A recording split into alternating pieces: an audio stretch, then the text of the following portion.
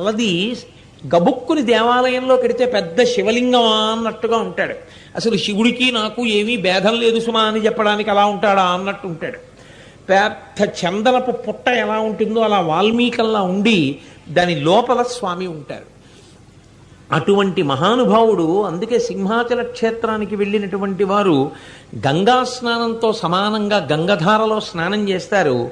సింహాచలేశ్వరుని యొక్క దర్శనం చేసుకుని ఉపశాంతి పొందుతారు.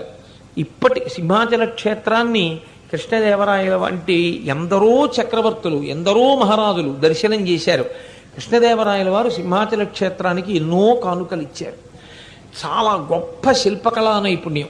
సింహాచల క్షేత్రానికి ఉన్నటువంటి మరొక గొప్ప విషయం ఏమిటంటే, సంతాన గోపాల స్వామి వారి యంత్రం వేసి దాని మీద కప్పస్తంభము అని ఒక స్తంభం ఉంటుంది. కింద సంతాన గోపాల స్వామి వారి